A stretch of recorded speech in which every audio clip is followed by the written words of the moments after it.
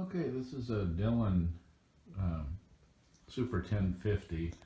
When I was shopping, I didn't really see a video that kind of explained all the features on the machine and how it worked. Lots of videos on how to deal with problems and other modifications. So I thought I'd start from one end to the other, how it feeds ammunition. Right now it's set up in 45 automatic. And I've deliberately run it out of primers as I'm about to change it over.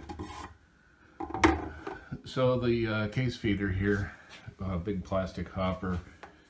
There are several sizes of trays that go in this. This is a large pistol one. The provision on the back of it for the electric motor to engage. These two cap screws here are adjusted so that this serves as a clutch. Need them snug enough so if you've got a reasonable amount of brass in it, it doesn't start to slip.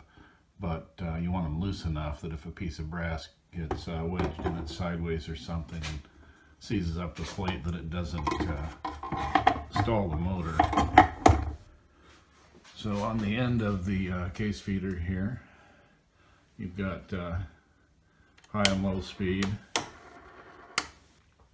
Found it generally runs pretty well on low speed, and it'll drop cases head down through here, past this micro switch, and into this this little tube just pops off. Cases from there go down the tube here into this case feed adapter. We'll get a good look at it here. And this piece that actually inserts the case. Pull off the primer or powder arm real quick so we don't have the thing beeping all the time. So as you pull the lever here, you've got a crankshaft assembly here, and the whole tool head drops down, and this ramp surface hits that bushing,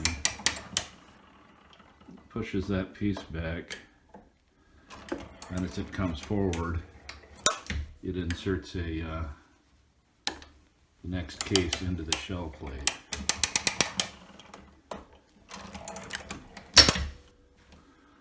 So this piece and this adapter are caliber specific, and those are two pieces that'll come if you are going to change calibers.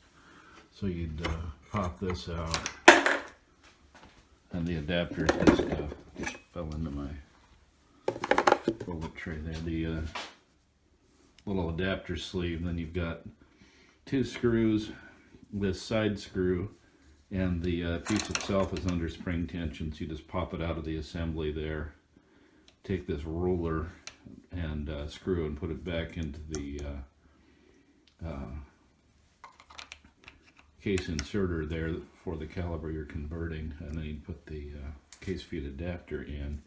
And this tube has an up and a down, by the way, it's beveled on one end. So that's pretty much the case feeder. Issues it can sometimes have, if this switch gets gummed up, it might shut itself down. And if you don't inspect your brass real well and you feed it, say, a 45 auto with a 357 case stuck in it or whatever, it'll jam up. And I've found you can reach down in here, shut it off. You can reach down in with a brush or even the shaft for the primer alarm and pull out a case or two here and grab the whole tube and retain the brass, throw it back in the hopper, and then clear out any malfunctions. So the next stage here is the sizing die. You follow the directions on the die that you're using. This one happens to be a Dillon die. Things I don't like about their dies, they don't have locking lock rings. So, you know, if you have to take a die out to clean it, or you're going to use the tool head for another caliber or whatever, you end up having to readjust everything. So Tungsten Carbide die, the tungsten ring on these is recessed, so you can set the die safely to contact the shell holder.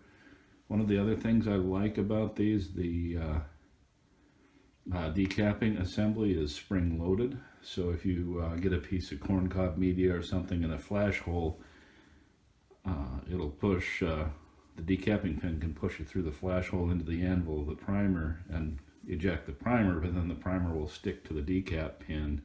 When the case is drawn back out, it can draw the primer back into the primer pocket, which of course isn't good. And the spring-loaded action on that, though, once the primer is free of the primer cup, it snaps the decapping pin back down, and it does a good job of launching spent primers off of there. And then just here's a primer collector there. So the next station is the swaging station that takes out a military primer crimp out of a primer pocket. It's one of the things that makes the 1050 popular. You can use military brass when you have that set up correctly. So towards the end of the lever, the crankshaft there is camming over the top, so it's pretty much the last few degrees there. The shell plate isn't really moving. So this is on an eccentric, so it moves in that last few degrees when the shell plate really isn't. And you'll see the, let me get a shot of it here, I can get some light on it. See that, pull that button out of the way, you can see the swaging thing coming up there. You have to hit those pretty hard to actually knock out a crimp. So this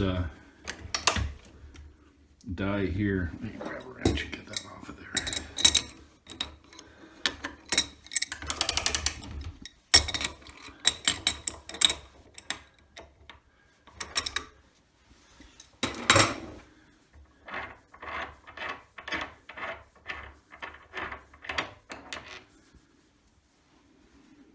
This die does a couple things. The end of it ends up screwed down where it's solidly against the bottom of the case, so that upward counteracts that upward thrust of that primer pocket swager without trying to bend or rock the shell plate or rip the rim off the cartridge. And then it has a mandrel here that brings the inside of the mouth up to just under bullet diameter. Kind of what the first step on a neck expander die would do in a conventional set of dies, where the conventional set of dies has a step to bell the brass. These end up getting belled by the powder measure. So that's your swaging. There's your adjustment for how hard it swages. Fairly straightforward. So the next position is priming. As I said, I've run this thing out of primers, but you have a alarm here and a little plastic rod goes down into the primer magazine and trips that lever when you run out of primers, or when you're down to 3 or 4. So you just take your primer tube and dump them down in there. Helpful to have a little extra weight on this rod. I keep a 45-70 case on there, or 45 Colt.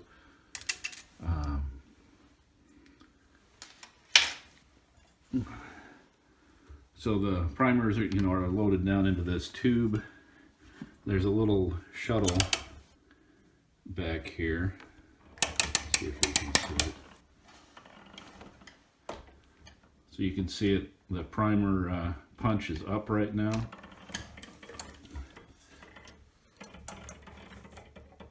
And you can see that shuttle moving back right now. Now it's moving forward. So this pin and this ratchet arm are attached to the tool head and run up and down. And that interacts with that piece. That's pulling the primer slide back, and now it's going forward, and it's spring loaded here.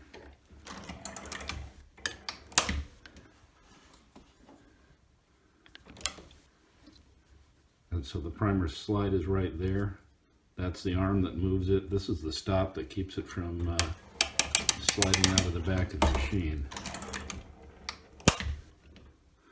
So a couple things are neat about that it slides the primer a fair distance to the seating station, and if you're going to have one detonate, it's probably when you're trying to seat it.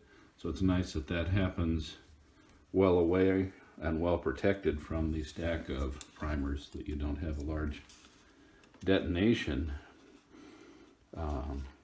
The other thing is, you can, if this had primers in it, and I cycled it even without a case in it, you'd see the primer in that spot where you see the punch going up and down. There'd just be a primer on top of it, and if I pulled it back, the primer dropped back down into the slide and slide back under the magazine, so it doesn't spill primers when there isn't a case present.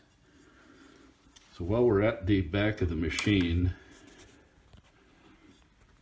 we have this ratchet assembly that basically prevents you from doing something stupid like trying to reverse directions until you get all the way through a stroke. So this little lever here you can bring back if you did want to release the machine, and it's just on a detent ball here and pivots here with a spring on the shaft. So it ratchets that way, then it cams it into that detent ball so that it does allow the machine to rise, and then at the very top of the stroke, that lever brings the ratchet pawl back to bear on those teeth.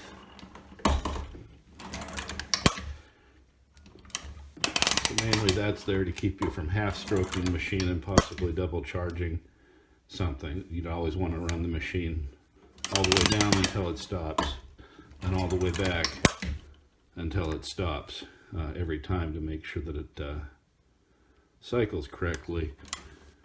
That system is fairly trouble-free. One issue I had, there's the bolt that retains that ratchet pawl, and then there's a spring washer there that you see is larger diameter than the bolt head, and you know, that's a taco shaped kind of spring. On mine, that was initially installed backwards, and what would happen is I would be I'd run through and I'd be bringing the press up, and all of a sudden, bang, it would lock up. And that spring washer wasn't putting enough pressure on this thing against the detent ball, and it would end up falling out of its detent like that and locking the press. So also, while we're back here, let's see if I can get in here a little better. So now this piece and roller run with the crankshaft. And as it comes up and hits this lever and moves it over, that's the bottom end of the indexing system.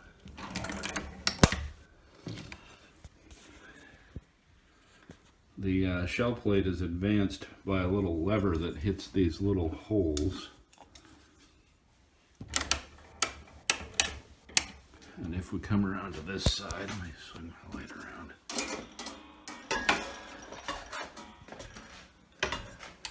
We're a primer feeder in the way there.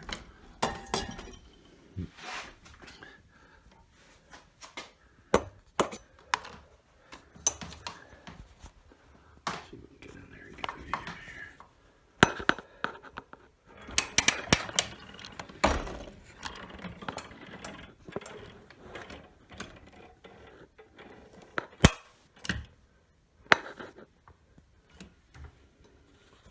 So that little spring-loaded pawl is on the other end of that lever, and that's what advances the shell plate. You can see that pushing it forward. The other thing that controls the motion of the shell plate is a detent ball that's spring-loaded under there, and that just makes it snap into alignment. And then the press has alignment pins that come down also, and this threaded collar and these locking tabs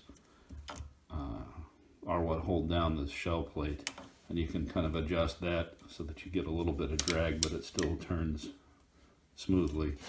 If it's too loose and the shell plate will wobble, you'll end up with kind of inconsistent bullet depths, that kind of stuff. I like to have it with a bit of drag, you know, not so that you feel it in the lever, but kind of keeps that detent ball from suddenly accelerating the shell plate as it snaps into position, and reduces the chance of spilling powder. I meant to show the other side of the priming system also. Kind of out of order, but we're just going to do this in one take. So we're back around on the right side of the machine, and we're looking there between the sizing die and the hold down thing for the swager. You see there's a shaft there with an Allen key. That's the adjustment for primer seating depth, and it's how the machine seats primers on the downstroke. This rod here hits a kind of lifter thing through this hole, and I'll just remove the spent primer bucket, which in turn hits this lever.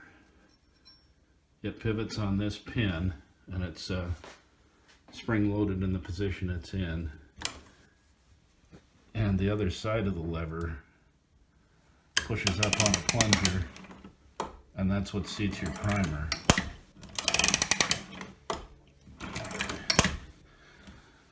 So under the shell plate there's a little bushing, a spring, and the primer punch for either large or small primers. And then you have this little plastic piece that you just adjust to where it keeps the case fully bottomed in the slot in the shell plate without, if you push it too far, it'll kind of can the case over. You just want it out enough that it makes sure that the case is centered in the shell plate there at the priming station. So let's see, we went to the priming station. The next station is going to be your powder feed. One of the things I like about, another thing I like about this particular system that not all progressives have, is that the powder measure doesn't activate unless there's a case present.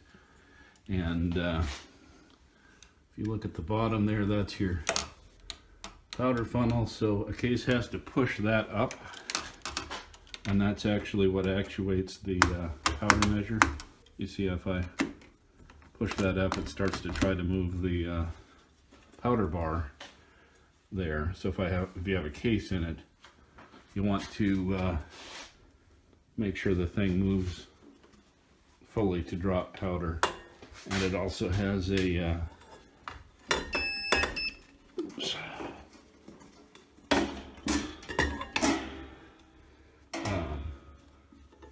mechanism here that you'll see if it were operating will kind of tap the side of the powder measure, and I think helps to keep things from clogging.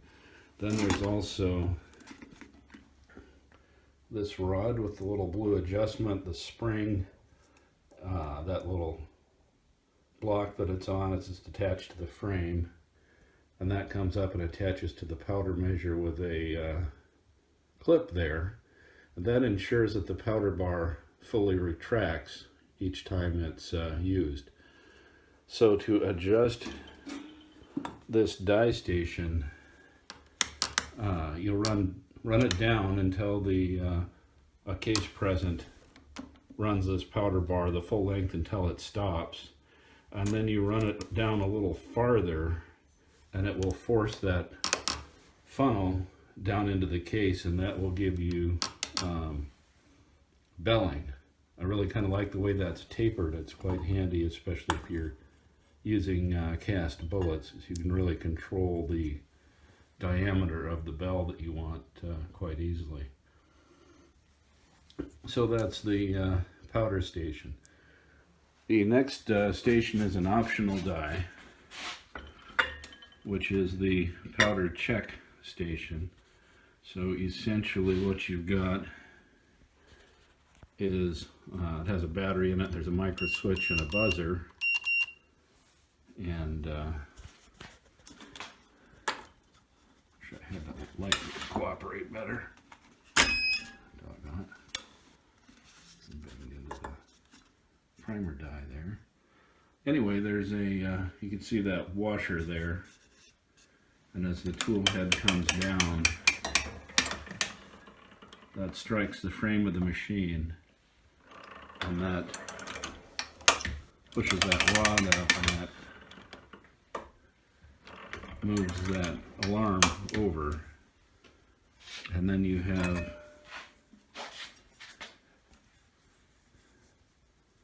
a small and large version of this rod. So that'll actually sit inside the case on top of the powder charge. You can thread this housing up and down and lock it with that nut.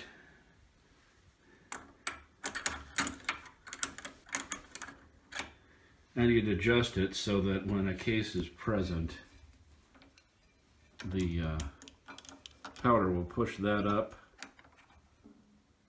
and center that V with that micro switch so the alarm doesn't go off. So if you had a high charge or a low charge, you get the alarm. One thing I think they could have done better, you get sort of used to hearing that go off as you're first starting the press and there aren't any cases in that station. And you know, they took the time to make a priming station that doesn't lose primers if there's not a case present, and a powder measure that doesn't dump powder unless there's a case present. It'd be kind of neat if they could somehow get this indexing part to act upon a case present, so that you didn't, you know, your brain didn't get used to hearing those beeps. You know, it'd be nice if you heard that, you knew you had a problem and you needed to stop immediately, as opposed to getting just kind of used to it. So anyway, next two stations are bullet seating and taper cramp, since this is an auto cartridge. These again are the Dillon dies. I sort of like the way these are set up. You can pull that clip and drop the body of the die out. Then there's a pin there, and you can just shake that pin out to drop the seeder out of the body of the die. Makes it really handy to pop them out and clean if you get a buildup of lead or you know, powder coat or bullet lube from cast bullets. You can clean it out of that die fairly easily. And then a pretty standard taper crimp, and it does the same thing. Pull that clip and it'll pop out. And then over here right above the shell plate, this little metal piece secured by an Allen screw is what kicks the loaded ammunition into the bucket there. So that's pretty well it. I'll probably do another video on a caliber change, but typically you'd remove this tube, this adapter, these two bolts, that bolt, and then you'd change the case inserter. Well, here's a bunch of pieces required for 357 Magnum. So you see you've got your case inserter there and that adapter and a shell plate, and the little blue buttons that retain the cases are in there. The other thing your conversion will come with will be the backup die for the swaging station. So then you'd have to buy dies for your particular caliber. And again, the Dillon dies don't come with a lock ring, which would make it a pain to change calibers, because you'd have to readjust all the dies. So you can either buy RCBS lock rings like I've done and installed them, which I'd highly recommend. Or to make it easier to change calibers, you can purchase what they call a quick change kit, which comes with a new tool head with the ratchet and stuff already installed, and a powder measure. So you can have your powder measure set to your desired charge and not have to monkey with re-zeroing that. Of course, anytime I load, I'm still going to throw a few powder charges and weigh them just to make sure everything is cool. But then of course changing from 45 auto large primer to 357, I'll also have to change out the primer system from large primer to small primer, and people make a big deal about how much of a hassle that is. It's really not that bad. So typically for my caliber change here, I'd start by running the tool head down, taking that bolt out. I'll loosen these two screws, pull that clip off, just dump the powder measure out, and then I'll put the powder measure back on that die without changing the adjustment.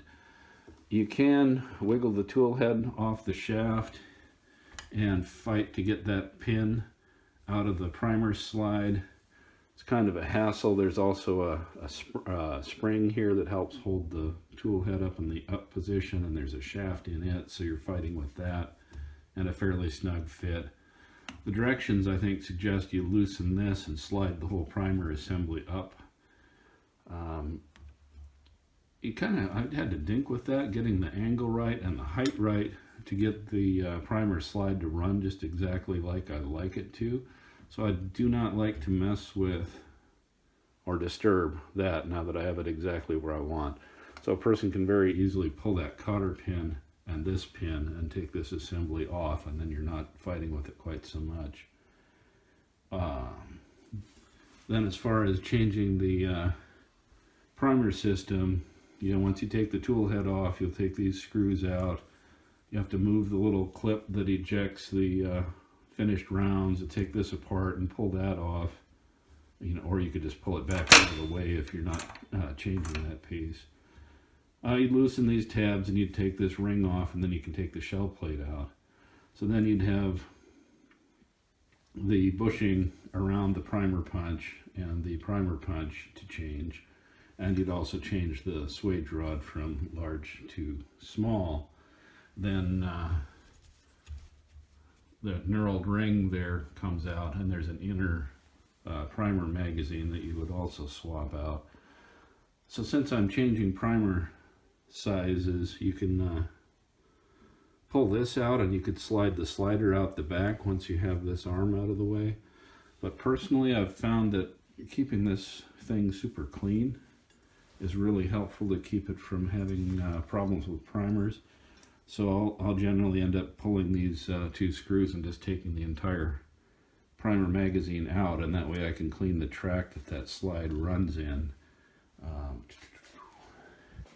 So here's a small primer slide, so that's what that piece looks like. And the inner magazine tube has this little plastic assembly on it, and you see it's kind of keyed in one way and it has lips on the other. So you have to kind of rotate that until it snaps into position. And so it ends up, sitting there full of primers as the slide drops in and picks them up. Well, the plastic lips are there, I believe, in case you have a primer that didn't quite fall into that slide completely. You don't want that slide to shear the primer off or break a metal part if the primer is partly in there when that slide goes to shuttle that primer over the punch. So that those lips there will allow a partially in primer to spit out of the machine, or it can end up in there kind of sideways. So I've found it quite critical to clean any primer compound dust that might build up in here.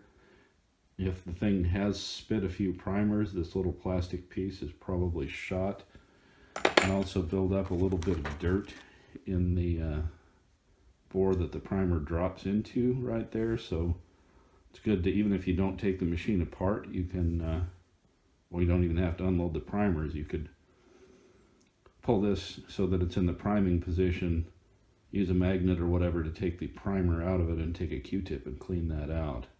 But keeping that clean and keeping a weight on that stick really help it feed primer. I've also found it does way better with Winchester brand primers or Federal. I had some old primers of another brand, and that's when I would have it try to kick out primers. So anyway, I hope that's helpful to somebody. That's kind of how the machine works and how you change over calibers. Okay, well, we'll just kind of do a part 2, I guess. I'll actually show converting the machine over from 45 auto large primer into 357. One thing I forgot to mention in the previous video that's important, even if you're not running military brass, it's a good idea, I think, to have that swager running up fairly hard. Reason being, if you do get a primer sucked back on the decap pin, or you get a corroded primer and it knocks just the anvil in the center of the primer cup out, and it leaves the ring, the outer side of the primer, in the primer pocket. Hopefully you'll feel it if you have that primer pocket swager set to go all the way up in. You'll feel kind of a springiness towards the bottom of the stroke, and hopefully if you're bright enough to recognize something's different and stop until you figure it out, you won't let that case with the ringed primer or a pushed back primer get to the primer seating station. If that happens and you ignore the change in feel there too, it tends to get loud. So anyway, so this video I thought I'd just kind of show changing this over. Got a really solid bench made specifically for reloading. Those are kind of lapped and glued and screwed to give the thing a lot of torsional rigidity, and there's a 2x6, two 2x6s across the back that are bolted into the wall studs, and those back 2x6s are keyed to the rest of the body of the thing by that half depth shelf, which is really nice. It gives you room to put your legs, but then there's just hundreds of pounds of lead on that shelf. But even so, having a steel plate like that really makes the press solid on that bench. And then there's a steel plate under here that these bolts go through, another little like 2-inch wide steel plate there, and then on the back here it's another set of bolts, and there's a steel plate across the back. And then I've just had some black iron pipe. I bought a nipple and cut it in half of, I think it's a 1/2 inch inner diameter pipe. Welded on there square, and then a 1 inch, or whatever size that is, PVC plug there. Makes a neat place to keep tool heads. Had I been thinking, I would have, I didn't think I'd run this in more than 2 calibers. Now I'm thinking about adding 2 more, so I would have staggered these so that I could get 4 tool heads back there, but that makes kind of a nice way to set one up. So anyway, we'll just go ahead and pull that tube out. The adapter fell out of it. And I just keep a little Ziploc bag with the small pieces under the corresponding tool head. So I'll probably do this off camera, but I'll pull these 2 bolts and this bolt, and I'll show you that. And then the powder measure is retained to this die by these 2 bolts, and then I'll pull that cotter pin, I'll dump the powder measure out, and I'll just have it out of the way. I'll put the powder measure back on and thread those 2 screws back in just to keep that powder measure with that tool head, since it's set to throw the charge I prefer to run in 45 auto. And then same sort of thing, I only have 1 powder check die, so that screw, listen it, you can see where it locks itself into the die body. I'll pull the powder check thing out, pull that lock ring. These are just RCBS lock rings that I've put on in place of the Dillon non-locking ones, and I'll just transfer that over to that other tool head. So I'll just do that kind of stuff probably off camera. So I just pulled those 2 screws. The top cover comes off. I've pulled the screw that retains that roller, and then I can just lift that out of the way. A little hard to do with one hand.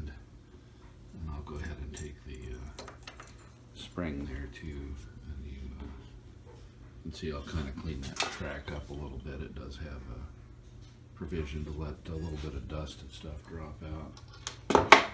I'm going to set that over here since it's greasy. And so there's the top of the powder measure, and that I'll just back off, or the powder check station that is, and I'll just take that die out and move it over to the other tool head so it's out of the way, and we'll pull the powder measure. Okay, quick shot of the powder measure so you can see how those two screws just engage that groove on the powder die. And then with the caliber conversion kit comes that piece, which I can't quite catch with one hand, but you get the idea. I'm just going to leave that down in that die, and we'll pull this one out here. Okay, well, we've got that in this condition. I'll go ahead and take the powder alarm there is just kind of on that knurled knob. Actually, I suppose I could just take the whole knurled knob off. One thing people caution you about is not to over tighten this little knurled end there with two hands. I could probably just pull that powder checker or primer alarm off of there, but you can see how that retains the large primer tube is pretty similar, except color-coded red, to the small one we talked about. And so from here, since I'm going to want to clean this channel that's under this primer magazine, I'll probably just go ahead and pull these two. It'll take this whole tube. I'll leave that bracket intact like we talked about. And you know, these bars will come off from around this pin here too, and so that'll all be out of the way. So we'll get that done real quick. Okay, so here's a shot of the bottom of the primer magazine and the lever that actuates the slide. I'm just going to set that off to the side for now.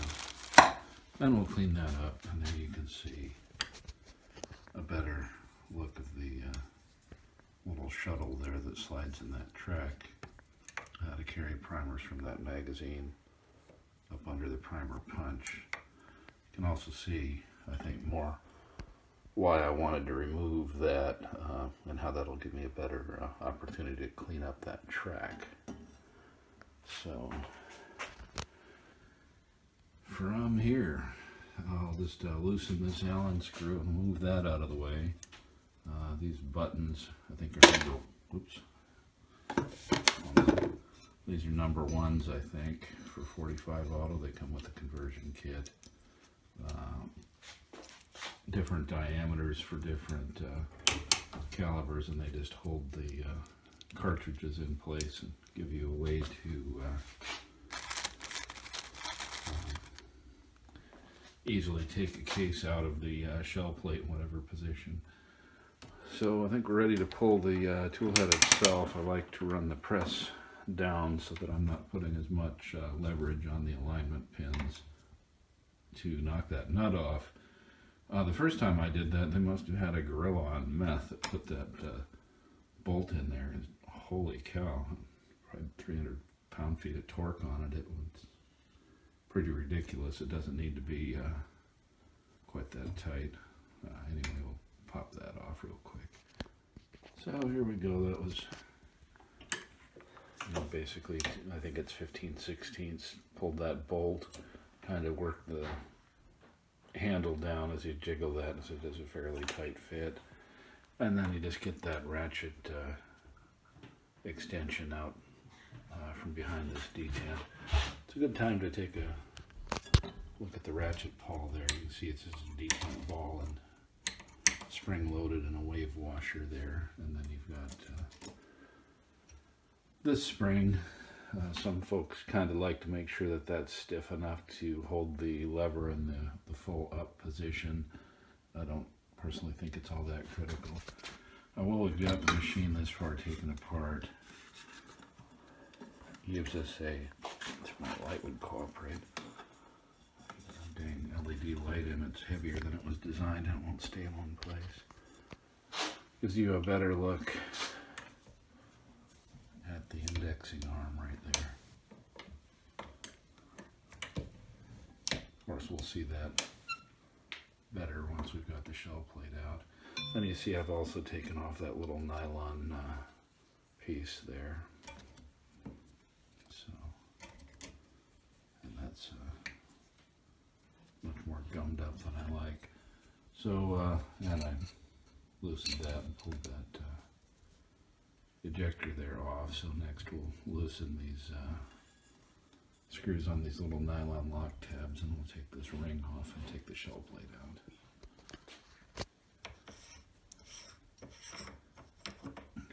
Things left-handed. So I'll clean the grease off of that on the shell plate. We'll have a little, whoa, got way too much grease on that.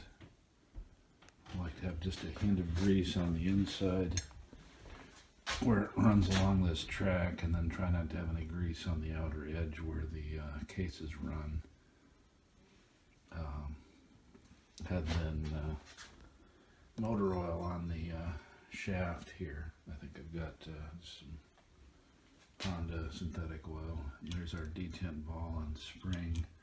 There you can see the arm that advances the shell plate, and here you can see that little plunger that activates the priming system, and pull that out of its track and clean it up. So that's kind of why I don't really think the primer changeover is that big of a deal, because generally, you know, I've run quite a few thousand rounds in 45 auto, and the thing is due to be taken to this level and beyond to be cleaned anyway, so that's no extra work to put the large primer or small primer pieces back in.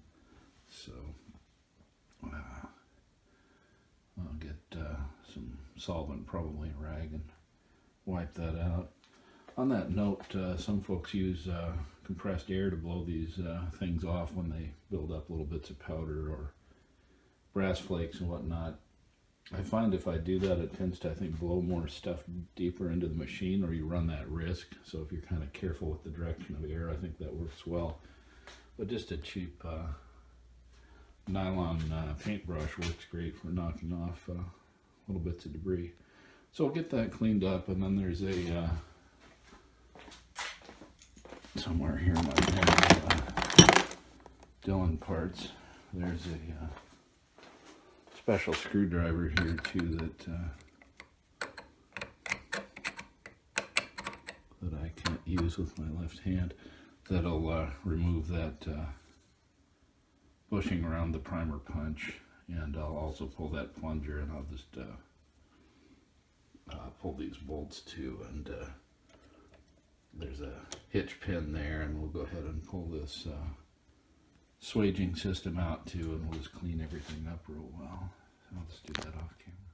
So things are wiped down a little bit here, and here's the small primer cedar spring and collet. I'll put a little aeroshell grease on it just because I have it handy. It's a good high pressure grease for winch gears. And I'll lightly coat this plunger, and we'll put them back in. And then I don't think I mentioned earlier, I haven't had to mess with it, but there is an adjustment here. Little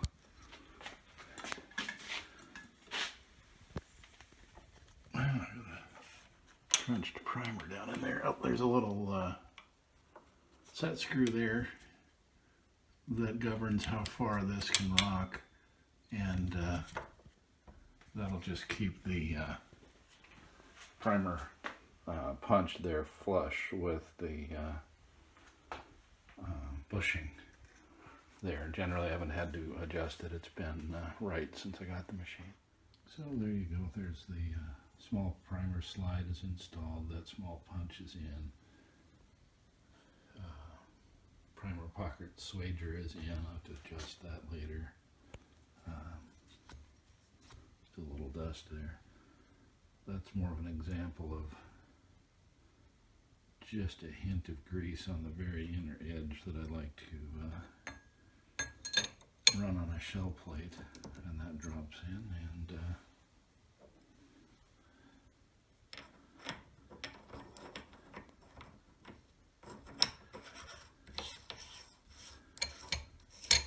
run that down.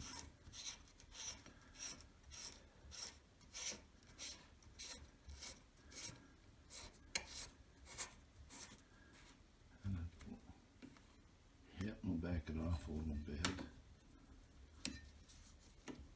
Oops. Helps if you don't have the primer swager sticking up and blocking it to rotate.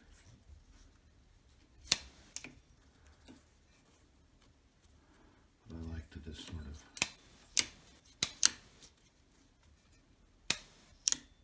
right about there, just where it has, I can move it with one finger, but it has just a slight bit of drag. I'll go ahead and snug up, and these don't require much torque.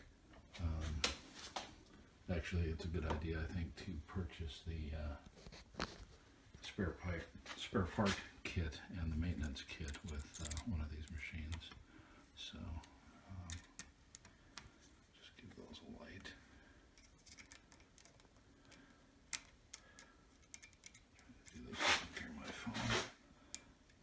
And I don't see well to begin with.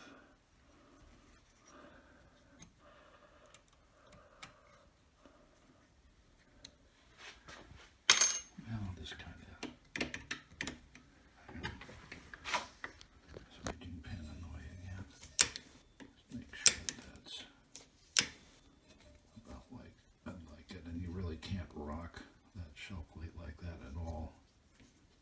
If it had 1/1000 of an inch of movement, you'd probably detect it. So, of course, the handle won't stay up right now since that spring is just kind of hanging there in the air. So now we can put in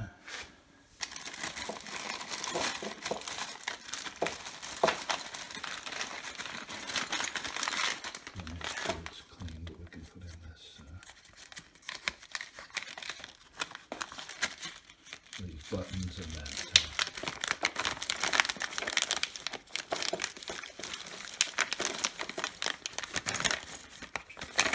case feeder, and we'll use the same roller bushing there, and then we'll be ready to put the tool head on. Don't know if I showed this mechanism very well before with the cover off, but you can see this spring goes partway up in that bore, and then it's got a guide pin there, and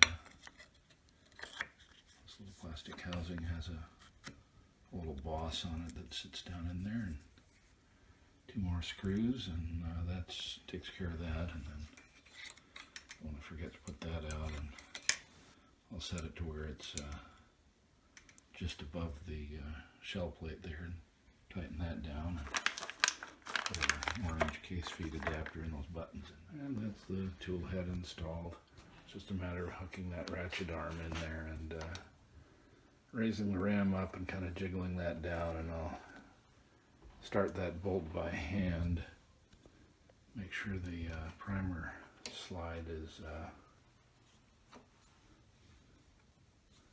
lined up with the primer punch there, and run the thing down and go ahead and tighten that bolt. And then I've run the press just a few times to make sure everything is running smoothly at this point. Of course, I don't want to forget to put the linkage there back on the powder funnel, and put the clip on there, and we'll put the powder checker die back on, and at this point we can put this case feeder tube back on. I think I'll clean that a little bit before I do that. Bear in mind it does have a top and a bottom, and get that back together. Okay, it's kind of gotten late, so I'm going to try not to talk very loud, but I've Got the primer magazine remounted, and I pulled a button and ran a case up to this position so I could set this plastic piece to just touch the case as it's fully in the shell plate. And then we dropped in the blue tipped small primer inner magazine here, snugged down that knurled ring, and put the primer alarm on. Got some 125 grain truncated cone cast bullets and some trail wasp powder. The other thing needed to do for the conversion is set up the primer feeder. You can see there's generally buy these in large or small and then buy the conversion kit. But blue tube and this plastic piece inside is held in there by an Allen screw. It's important to not tighten that Allen screw completely. That gives that bushing there a little room to wiggle. And tomorrow when I can make some more noise down here, we'll get it going. I've got, I don't know, a couple, 3,000, there's 57 cases to load.